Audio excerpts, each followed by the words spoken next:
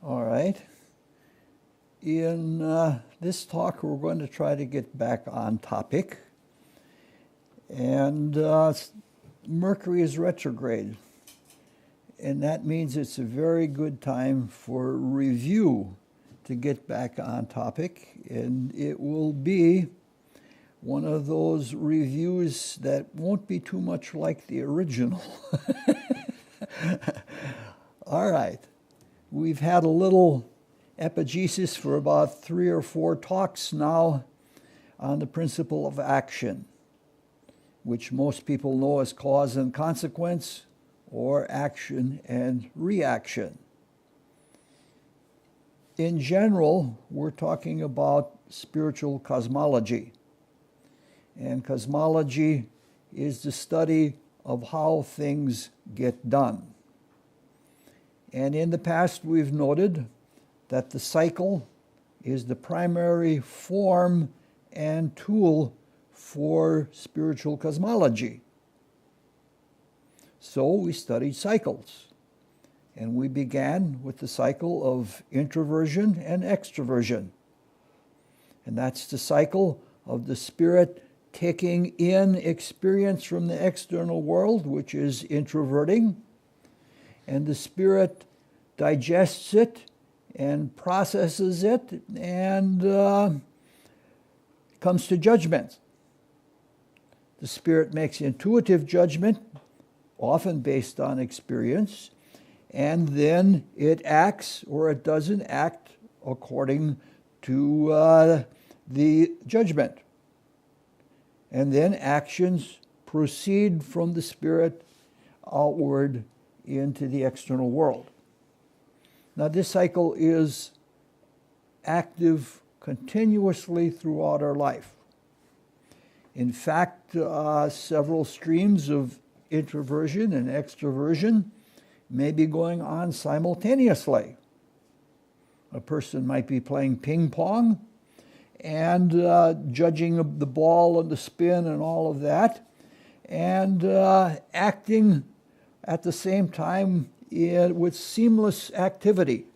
The introversion and extroversion are continuous. They're instantaneous and continuous. At the same time, if you're playing with your child, you might be noting how your child is developing. It had more reflexes than the last time you were playing. So this happens all the time. With me, if I'm washing dishes, which doesn't occupy my attention completely, what happens is I think about other things. So even nature takes things in and breathes them out. So, all right. We are now somewhere in the second and probably last cycle that we're going to study in cosmology, and it is the cycle of rebirth. And we are again studying it as if it were all alone, nothing else intermixed with it, and we're studying it with extreme simplicity. Actually, the cycle of rebirth is a small cycle within a grand, huge cycle of the evolutionary creation. We may study that, provided I live long enough, and I'm fortunate enough to be able to have something worthy to say. You never know with this aging stuff. But in this, even in our sojourn in this stage on earth, we pass through many rebirths. And in the whole business, we pass through all kinds of cycles. And each of these cycles, whether it's large or small, is in different conditions. The states of matter and the states of spirit are constantly changing. And the experience of these different states, each experience or each character of experience opens up a different facet in the character of the universal spirit. And since the spirit is infinite in its possibilities of expression. There are infinite kinds of experiences that we can go through, and that's the way the whole evolutionary creation works. If we want to have, how to say this?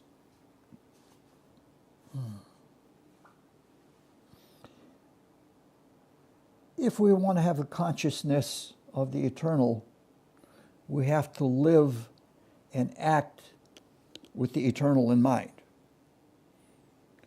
Among a lot of people, there's an idea of having it all done and over. No more rebirths. And that's not eternally minded. Eternal means it goes on eternally. Maybe not in the same way, but it goes on eternally. If we do what we do with an eye to how it fits into deeper and greater things, we can graduate into different kinds of consciousness than we have now in our rebirths. But as long as we are participating in a creation, we are going to be going through varying conditions. It's our duty to the creation. Now, the things in our life that don't make sense now might be seen differently when we have a greater perspective. Even in this lifetime, I have seemed from time to time to regress into some things that eventually turned out to be the passage to something better than I had ever experienced before. Morning. Now, this doesn't mean that we shouldn't progress as directly as possible. We don't want to lollygag around in the evolutionary creation, because that's certainly not pro-spiritual. It means that thinking in a linear way is not pro-evolutionary. Like, I'm going to take this trip, I'm going to be done. I'm not going to take any side trips or anything like that. That's linear thinking. And a straight line in a process that is cyclical is a tangent. All right. When we began the study of the cycle of rebirth, we began talking about life here on earth. And we noted that there are two simple ways that we can direct our consciousness here on earth.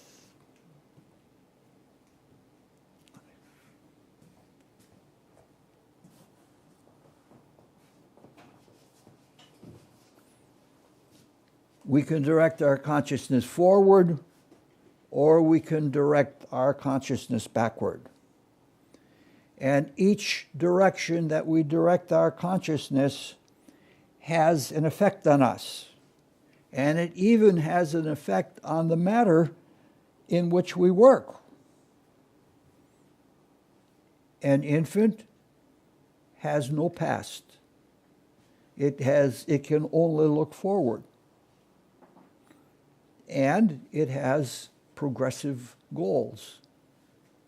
With the help of its parents, it looks forward to its first step. And somewhere along the line, it looks forward to going to school.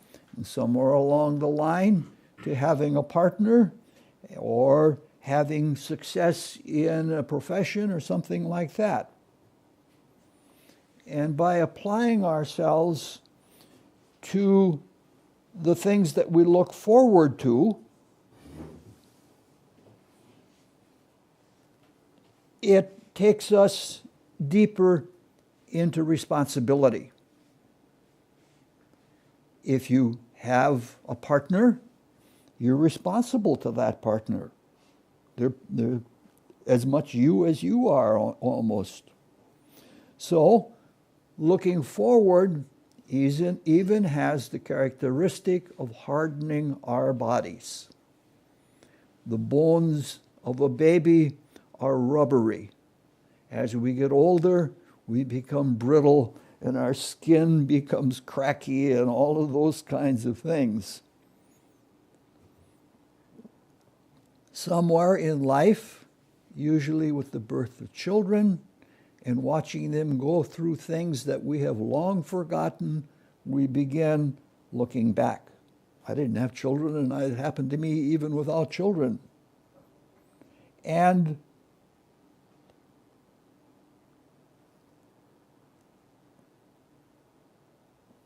the effect of looking back is the opposite of looking forward. Looking backward disincarnates us, and it removes us from the forward stream. And this, if we look at life, the looking forward in the infant is all it has. So the looking forward goes forward until after a certain age you don't have too much to look forward to anymore. So at the same time that the looking forward is waning and we're running out of steam, the looking backward is gaining. Till we get to a very old age and all we have basically is looking back. And some people, that's all they do is live in their memory. So looking backwards is disincarnating. In the grand cosmos, this is how all of the spiritual worlds are dissolved one after another. The divine spiritual hierarchies retrospect, or they look back over everything that is done in the evolutionary creation, and they extract even the ideas of the forms of the different bodies that we have gone through, and then the worlds dissolve.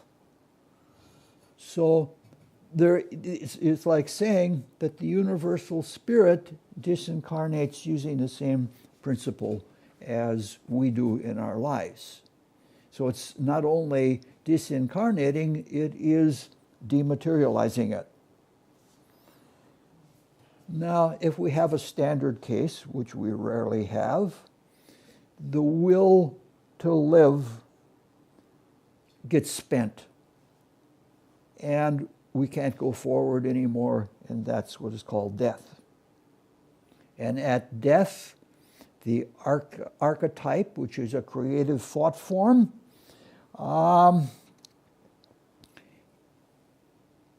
runs out. We don't have the will to live or to carry on anymore. So everything that the spirit has wound into in these spiral cycles unwinds. And this unwinding is very different than the retrospection by the gods in the dissolution of the universe. This is involuntary. It unwinds like it or not. You can vary it a little bit, and we'll come to that in some more. We can participate in it voluntarily, and we can even anticipate it. When we retrospect at night, we are doing something that we won't have to do involuntarily after we die, because we will have processed the information of our life and have it available to us as soul power instantaneously. And we're much less likely to make the same stupid mistakes again, because we've learned without having to wait in between lives to do something.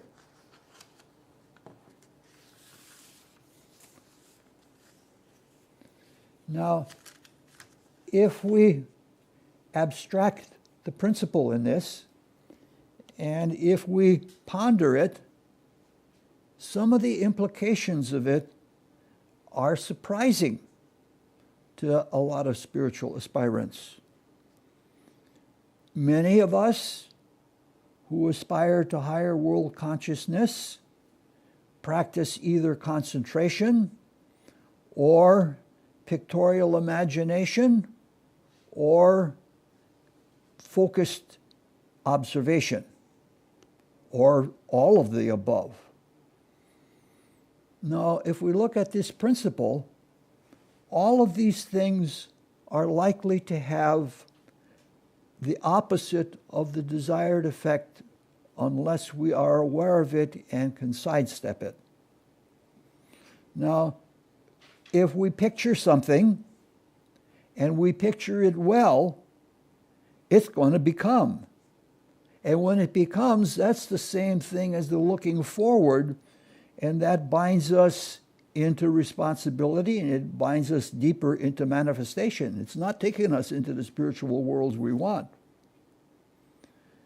The only time it doesn't take us into the spiritual worlds is at the same time that we are doing the focusing or forward-looking activity, if we learn to transcend. Transcendence is important. In India, we have those fakirs. They can plant a seed, and a tree comes up before you, and it leaves, and it flowers, and it goes to fruit. And some people even eat the fruit. And it's all done by the marvelous imagination of the fakir. But the fakirs are the dropouts. They are the ones who have developed that imagination without the capacity to transcend it. Madame Blavatsky tells very clearly, she says, those are people that didn't get it. Only those who can transcend their imaginings can advance. And that doesn't mean we shouldn't imagine, because it's very important. That's the way the whole creation is brought about. If we practice observation and we don't learn to see through, or if we personally identify with the object of our attention, that's also likely to draw us into deeper materiality.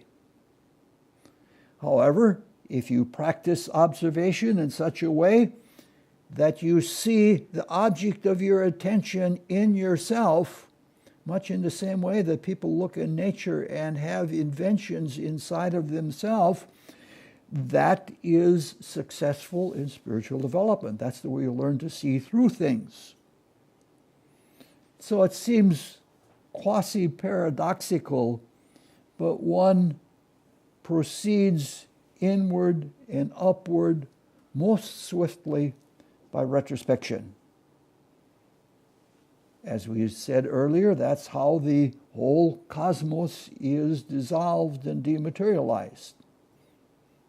All of the grand creative hierarchies retrospect, and they extract the essence of experience and the essence of a state of being, and the forms disappear, the matter disappears, dissolves. The imagination has dissolved. Now, with retrospection, or looking backward, as we're looking at it, it's possible that you can become attached to your memories. A lot of people do become attached to their memories, and that's not going to have the desired effect. It's like every spiritual exercise has potential disadvantages for someone who is unwary. From my own personal experience, I do all of the above exercises as well as I can, and there have been periods in life when I haven't done much or haven't done well with retrospection. And the periods in my life that I have progressed most in the evolution of consciousness in myself and being able to penetrate deeper into my being and into the world is the periods when I have done the most retrospection and have done it as well as I can do it. All right.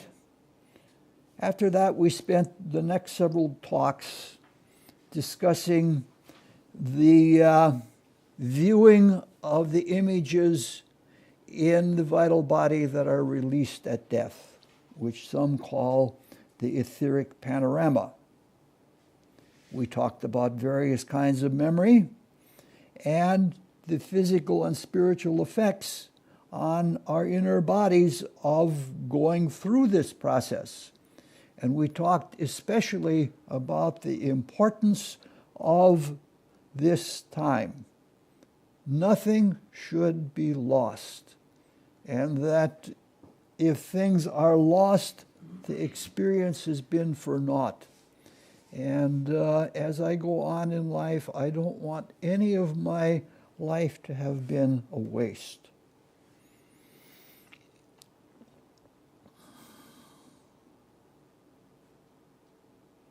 Now, the way we're going at things, even in this review, seems to be tediously slow.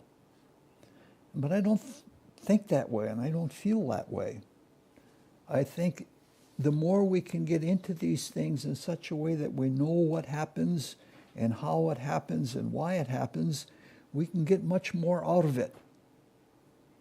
We can have spiritually efficient life. What we put into the experiences of life and what we retrieve from the experiences of life is wonderful. Now, in the mystical philosophies that has been given to us, we have been left with a tremendous treasure. And it's much more rich than most people believe.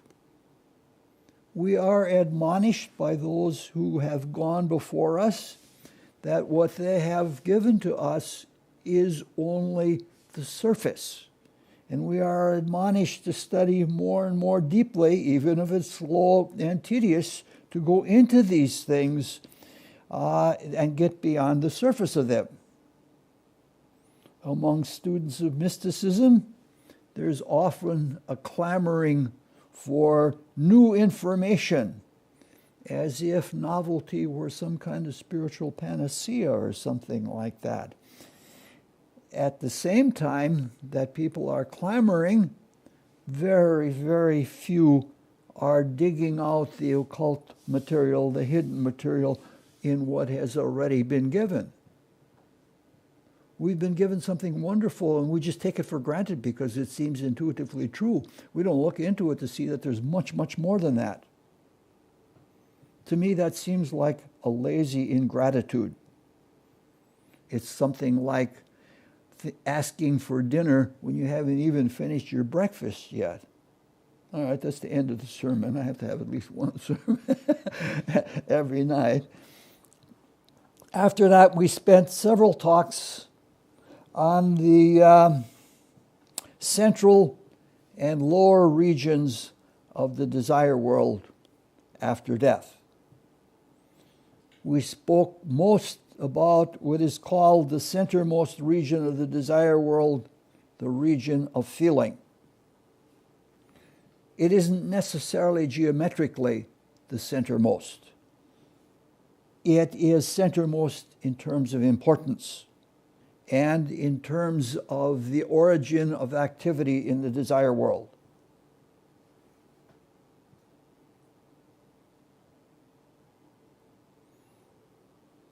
There is in the region of feeling, attraction and repulsion, like there is everywhere else, but they're so balanced that they're really not noticeable. What is most important in that central region is feeling. And that feeling is of the initial central most importance. There is no desire without feeling. There is no emotion without feeling. So feeling is central. It's one of those things in the evolutionary creation that we experience first, and then we learn to act with the things that we have experienced. So the experience of feeling is first. Now there are all sorts of feelings in the region of feeling, but the centralmost of them are interest and indifference. And if there's interest, something happens. If there is indifference, nothing happens. It's easy to see the consequence or the effect of interest, but it's not so easy to understand or the effect of not doing, or of disinterest, or of indifference. However, it is an undeniable experience when one is suspended in this realm, which is the place that is nothing but emotion and feeling and desire, and there's nothing going on.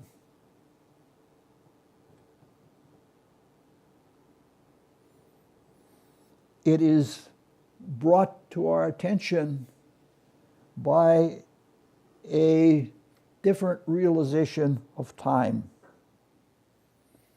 Here in this chemical region of solids, liquids, and gases, there's always a shortage of time. We can never get all the things done we want to do. There's just not enough time for them. As we proceed more into the spiritual worlds, and as our consciousness is raised, there's more time. There's more time to do things. And this continues until you get to the transcendental spiritual worlds, that there's so much time that everything is eternal. It's like spread out like a tableau before you, and it's as if it's just been standing there.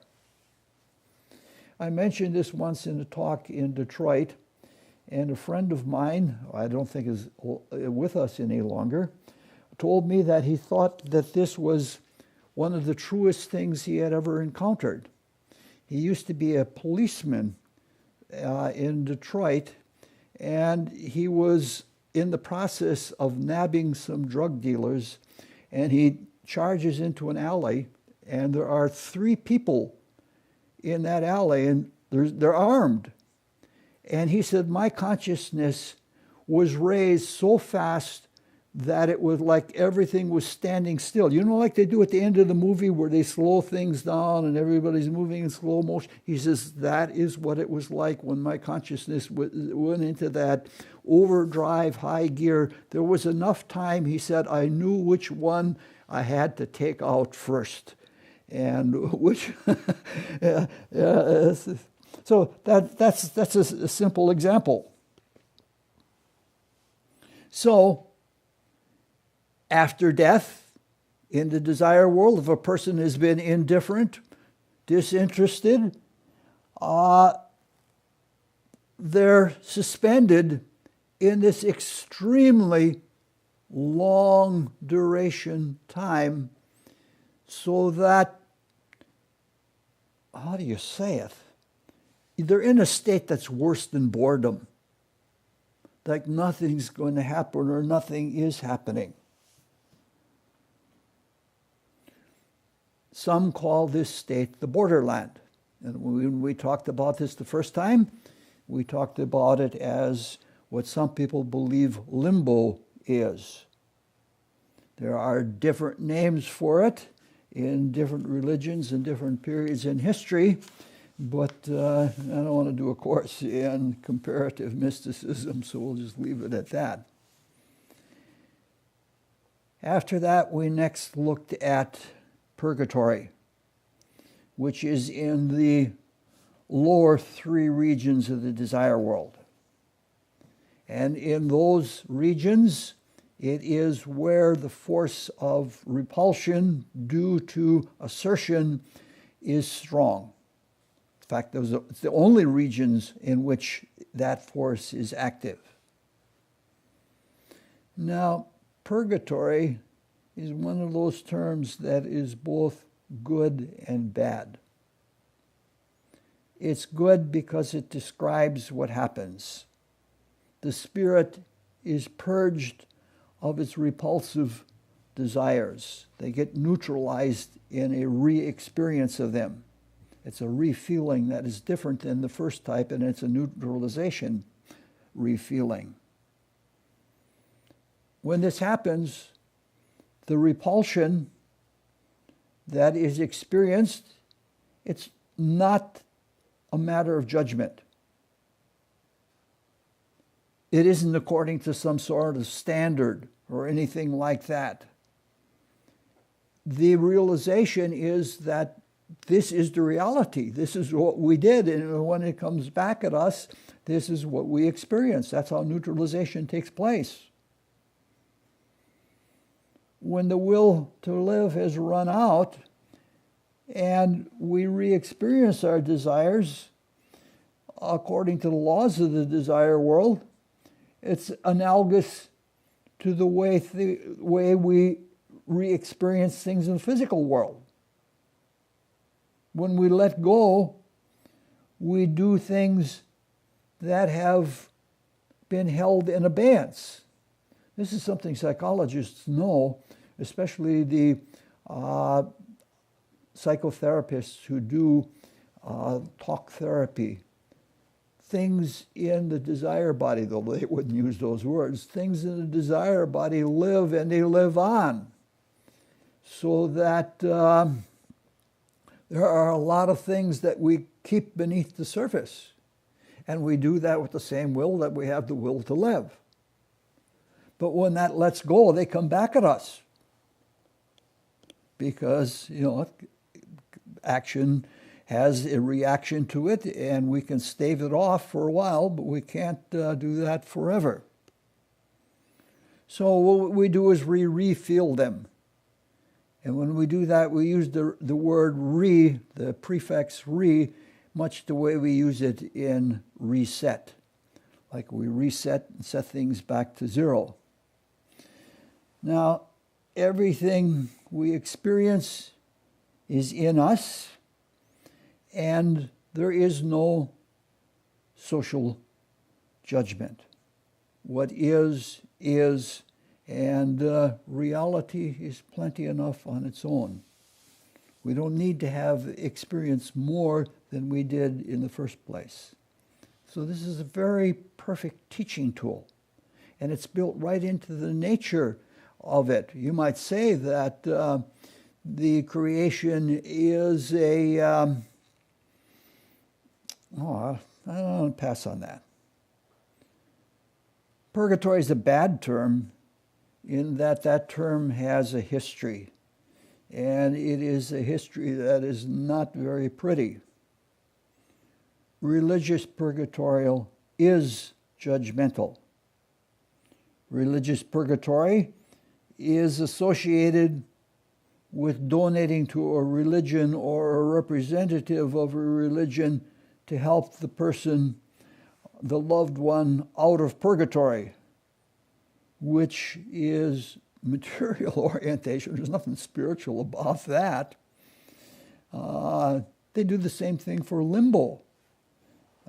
Give so much and we'll help your loved one out of limbo. People in a purgatorial state can be helped, but not by money. Prayer always helps. You direct some positive spiritual energy, you might say, to a person, and at their will they can use it for what they're going through. So that gives strength. Prayer always gives strength. And another thing we can do is when somebody has departed, in the period thereafter, we can sit down once a day for a few days or for a few weeks, and we can think about the things that we did with that person. And we can retrospect our own pains that were caused by the other person or the things that we did to the other person. And in that, two people are freed. It's a special kind of way that it's helping the process go on. It frees both the living and the dead. Now, this is one of those reviews that we go into something we didn't go into in the first place. We didn't look at an aspect of the lower regions of the desire world after death that has another loaded religious term, and that is hell. Hell has connotations of extreme and enduring punishment, such as burning in a perpetual flame. In the first place, punishment is a human creation. It's not a divine activity. Everything that comes from the divine is blessed. We are truly co-creators, and we can take the stuff of that blessing and we can turn it into something horribly cruel or horribly selfish if we want. We're free to do that. And it wouldn't be much of a freedom if there were things that we weren't allowed to do. What kind of freedom is that? That's not freedom. It is freedom even if we pervert divine blessing. You know that a lot of theologians now are atheists because they focus on the problem of evil. And they come to the conclusion that either God is not all-powerful and there is a source of evil that is equal to God, or God is not benign and allows these things to happen, or there is no God. And they feel it's much less horrible to think that there is no God. Never thinking about the question of freedom, that we have the freedom to try to mess it all up if we want to. We have the freedom to try to do it, whatever we want to do, because that's what freedom means. Of course, when you do something, you're responsible and you get the consequences. The extremity of so-called punishment is the intensity of our desire in the first place. What we are speaking about is called hell, and we're speaking about our lowest desires in the lowest regions in our own being and in the cosmos. Of course, those regions, the desires in them are very coarse and are very selfish. The selfishness runs counter to love, and love holds things together. That's why this region is such a separative, why it is such a destructive region. So you might call it a rending of the feeling of divine harmony. And without it, you can't have real feeling. Now, the feeling is of a nature that is analogous to burning in the physical world. It's even in our folk language, we say that person is burning with desire because they just can't hold themselves. We even say they're consumed with desire like a fire consumes. Let's... I have trouble focusing on my notes tonight. Let's take an example. Let's compare love and lust. Love is a lofty and it's a really peaceful emotion. In love, there's optimism and there's security that everything will work out for the good, no matter what. And even if it doesn't work out immediately, there is something enduring in it, that it just stays with us. Above all else, in love, there is care for the beloved. Some people even define love as caring about someone or something more than self. And so love is, if necessary, is sacrificing. Lust, on the other hand, is what we call a burning desire. Lust is a desire that demands satisfaction, not sacrifice, anything for satisfaction. In lust, the other is an object of desire, and the other is only consequential if they heighten our passion in the desiring of the fulfillment of them. So these are two very different manifestations. We can see the difference from something in the higher desire world from something in the lower desire world. Now, there is an old adage that there is no honor among thieves.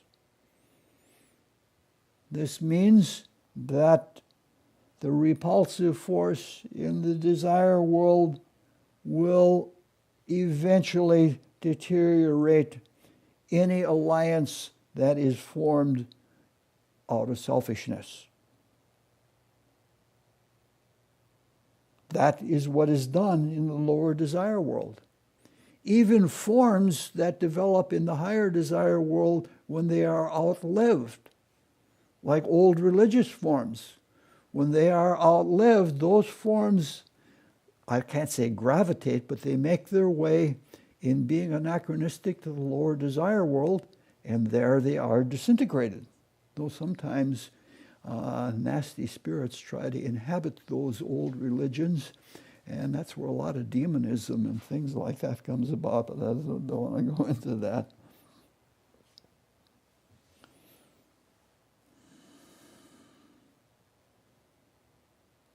It is a testament to our human creativity that we can create desire forms that endure. Sometimes people create desire bodies that are so strong that it extends their purgatory too long for them to be completely dissolved. And with the help of angels and other beings, they pass through the rest of the life cycle, even though the desire body is left behind and not completely digested. Those are called by some, they're called astral shells. And some of them can live for thousands of years. And what happens is, when the person comes back to birth, the person who produced such a shell, they have learned from the life cycle. But when they come to about the age of puberty, and they awaken their new desire body for this new life, their old creation comes back to them. And this shows a really divided kind of consciousness. In fact, there is, in psychology, you can't tell for certain whether this is the case, but there is in psychology a lot of juvenile schizophrenia. In fact, it's one of the highest populations of all is juvenile schizophrenia. And it's probably, if you had clairvoyance, you could see that it was due to something like this, that the divided consciousness or the split personality, so to speak, is coming back. Yeah. If you're interested, we're discussing this kind of thing in the astrology right now. We are doing a little intermezzo in the astrology before we get into the advanced technique. And we're spending last week and next week are both on sanity and insanity as seen by mysticism. Last week's is on YouTube if you want to look at it. All right. Repulsion in the lower desire world is a form of a general principle of separation. And separation is an attribute of matter and materialization. The deeper one passes into matter, the greater the degree of separation. By the time we get into this chemical region, or especially into the solids of the chemical region, virtually everything is discrete. But even in the wishes region of wishes, which is the highest subdivision of the lower desire world, there's separation. There's separation in daydreaming. That's where it occurs. There's a difference between daydreaming and fantasy and a creative imagination. The creative imagination is compositional. It draws things together. It is unifying. This is why arts are considered to be ruled by Venus, because that attractive, cohesive quality of Venus is involved in creative imagination. Now, daydreaming, while it is imaginative, does have separative tendencies in both the daydreamer and the daydream. Most daydreamers are not well socially adapted and integrated into society. There's a kind of protection that they're seeking in that. Now, this is as far as we want to go talking about the lower desire world for now.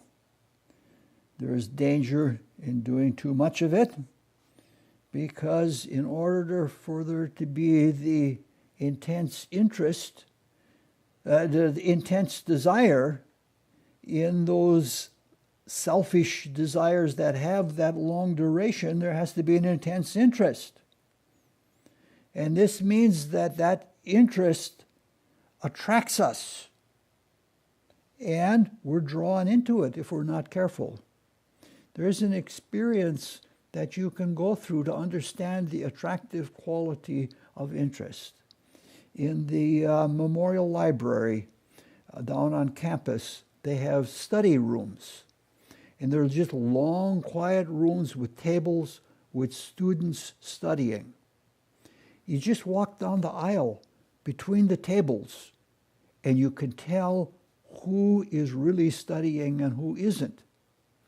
Because you'll find yourself drawn to some people because they are interested in what they're doing, and that interest in what they're doing just draws your attention right to them. So, if we're not careful, there can be a fascination with evil. And we have to be careful not to be drawn into it. Probably everyone knows somebody who has undergone character degradation by being into evil. There are people that want to be badasses and things like that. So it's time for something more unifying. This brings us back to where we were in the human life cycle before we did our little sojourn into the principle of action. That is, we are now ready to talk about post-mortem activity in the highest regions of the desire world. In these regions, there are no repulsive forces, only attractive forces. By our human standards on earth, this is a pretty pleasant place to be. In the post-mortem phase of the life cycle, this is called first heaven. Now, this name, first heaven, raises some mildly interesting topics. One of them is how and why things are named. The term desire world is used by Rosicrucians. For the most part, Rosicrucians name things by function. And at this time in human evolution, the chief function of the desire world and the desire body is motivation. So, since we are motivated by desire, this is called the desire world. At another time, when we are motivated by love or by the spirit, This might be called the emotional world instead of the desire world, because the emotion, creative emoting, will be part of our activity. Some schools call it the astral world, and the body form of it, the astral body. Now that's more of a descriptive term than it is a functional term. Astral means starry. This goes all the way back to Paracelsus, who called it the astral world. And to the clairvoyant vision, the world is supposedly brilliant with light, and it is scintillating. So the terms astral world and astral body are good descriptive names. Now some wonder how this comes to be, and for a neophyte, it's confusing. Why do you call it the higher desire world, or why do you call it the astral world, or why do you call it first heaven? That can be confusing.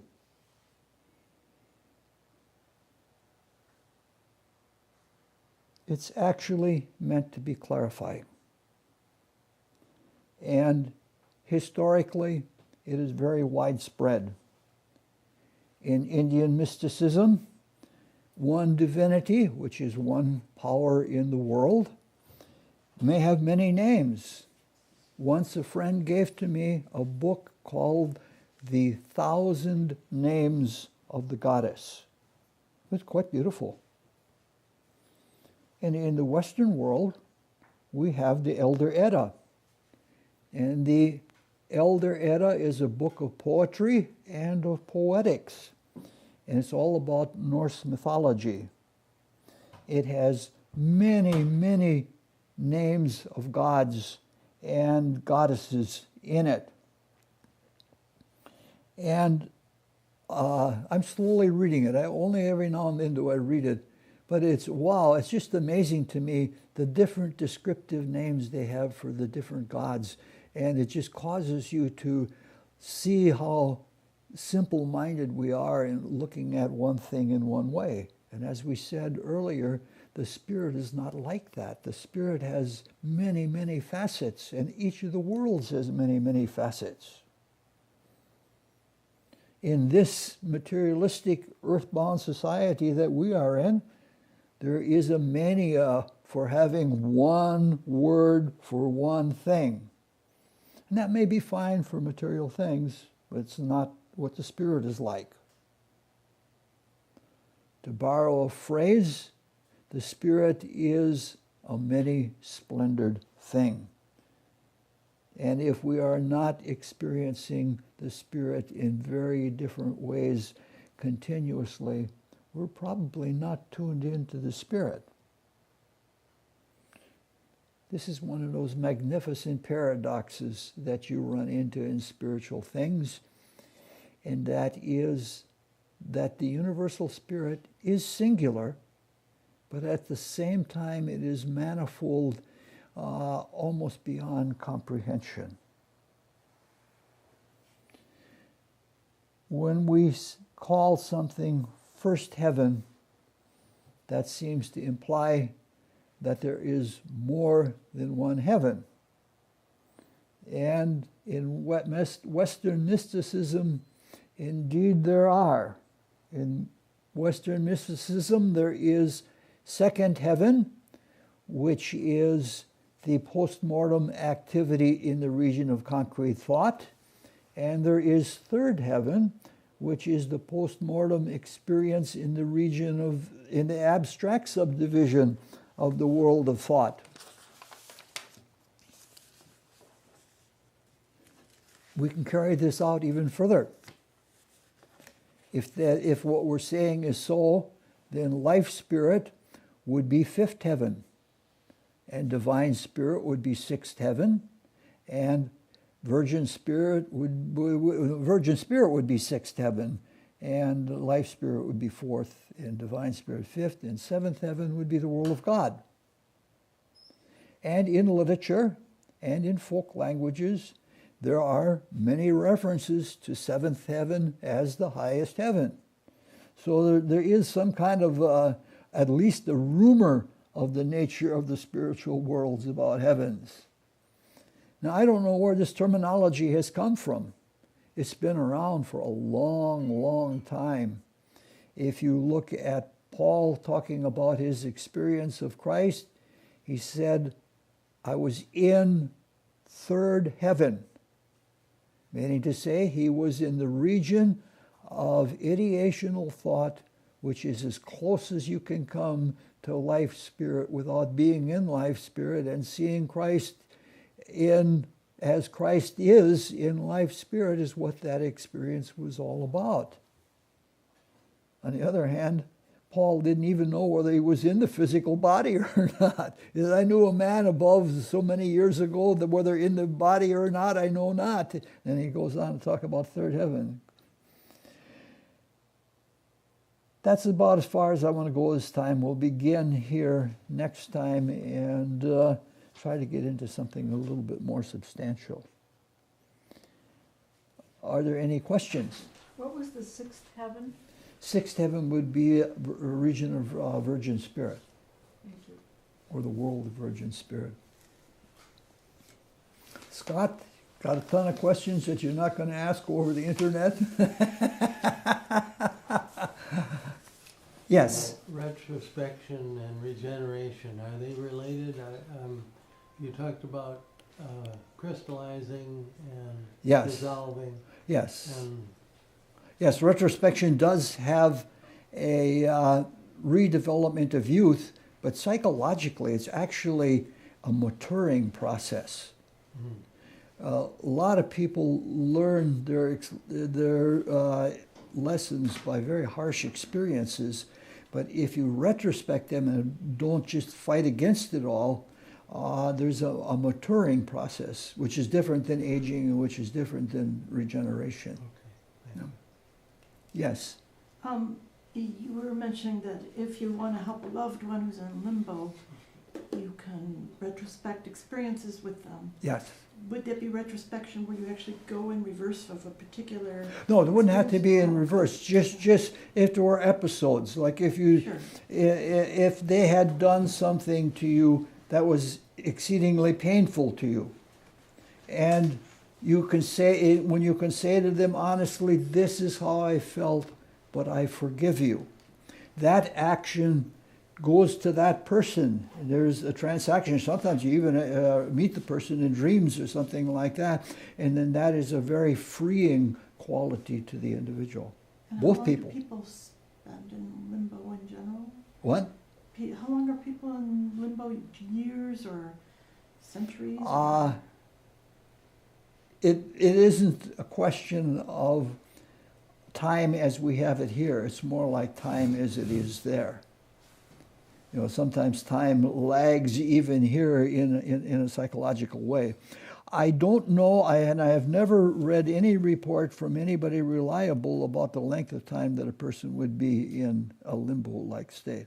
So it would be useful at any point in our lives to do this with somebody who's passed during our life? Would you repeat that? If My hearing is not good. If somebody passed during our life at some point, even if it was a long time ago, it would be useful to do this kind of exercise? Yes, yes. Okay.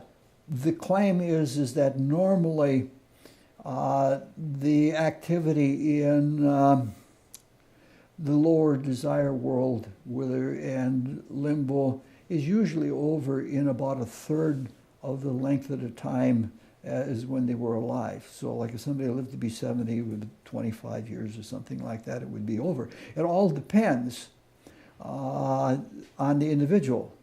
Like my mother read a lot of mysticism.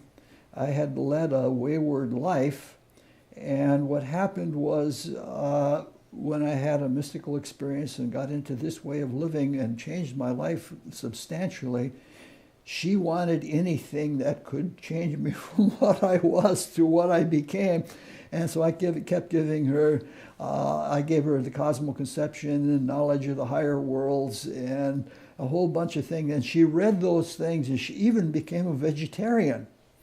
And She just ate it all up, and she was aware of the process that was going on. And it wasn't a really long time at all, probably less than 2 years that she was out of the lower desire world. I remember it because I couldn't bring it back from the other side as it was. It came back to me. I was talking to my mother, and my mother was a Christmas tree with all of the lights blinking and such like that. And she was showing me what had happened in her aura as a consequence of getting the soul material out of those experiences. This was in a dream. In a dream-like state, yeah. There are dreams and there are dreams and there are dreams. Scott, got one? No. All right.